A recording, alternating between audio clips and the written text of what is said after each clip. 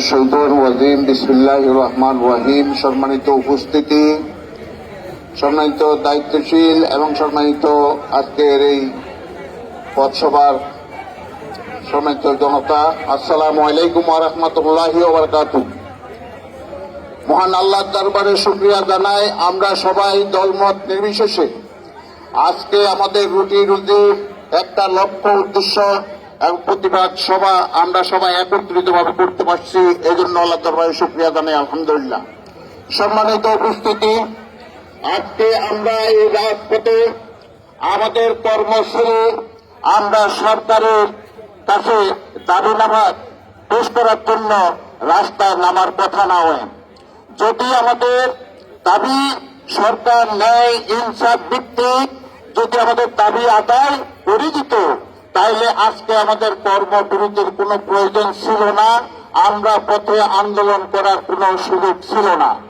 সম্মানিত উপস্থিতি, আজকে একটা কথাই বলতে চাই, বাংলাদেশে বর্তমান আমাদের প্রধান উপদেষ্টা মন্ডলী এবং প্রশাসনের যে কমিটি গঠন করা হয়েছে পে কমিশনের, আমরা জানি আমাদেরকে একটা উল্লেখযোগ্য আশ্বাস বাণী শুনিয়েছেন। আমরা জানি পে কমিশন সম্পূর্ণ কাঠামো করা শেষ, কিন্তু এই মুহূর্তে আবার কোন কুচক্র কোন কারণে আজকে এই পে কমিশন এই একটা বিলুপ্ত বা অবসিত অবস্থায় ঝুলন্ত অবস্থায় আমরা জানি না।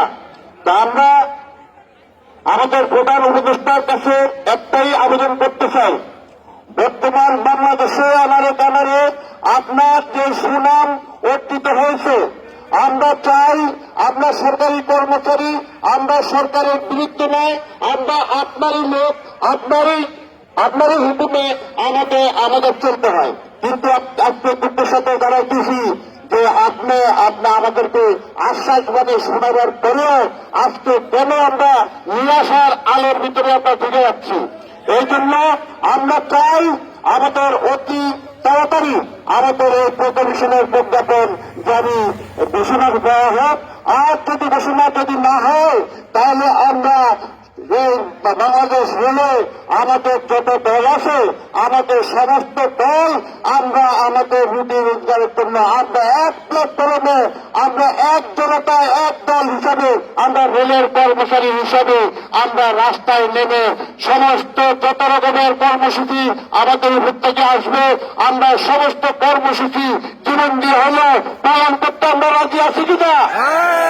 আমরা যতক্ষণ পর্যন্ত আমাদের এই পে কমিশনের প্রজ্ঞাপন জারি না হবে, ততদিন পর্যন্ত আমাদের আন্দোলন সংগ্রাম চলবে। আমাদের কোনো বিরতি আমরা দিব না।